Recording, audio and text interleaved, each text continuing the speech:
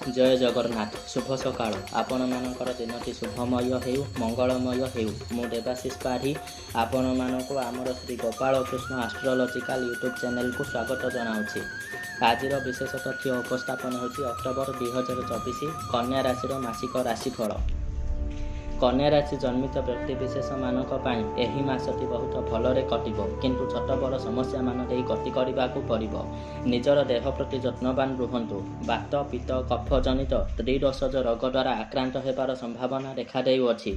तेणु आवश्यक स्थले डॉक्टरंकर परामर्श नियंतु एवं आरोग्य कवच धारण करंतु। पैतृक संपत्ति जनित समस्या देखा देई पारे। अधिकरू अधिक शारीरिक परिश्रम करिवे तथा रहुथिबा स्थान किंबा जन्मस्थान ठारू उत्तर दिगरे आखपाख स्थान को यातायात लगी रहिबो। छोट भाई भौणी मानक सहित सुसंपर्क स्थापित हेबो। छात्र छात्री मानक पाई मासटी अत्यंत शुभदायक अटे। छात्र छात्री माने पाठपढ़ा क्षेत्र में कृतित्व अर्जन करेंगे। हायर स्टडी क्षेत्र में शुभफल प्राप्त हेबो।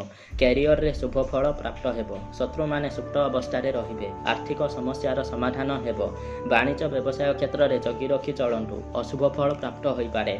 पार्टनरशिप बिजनेस क्षेत्र में ठकामीर शिकार होई पारंती, तेणु सतर्कता अवलंबन करंतु।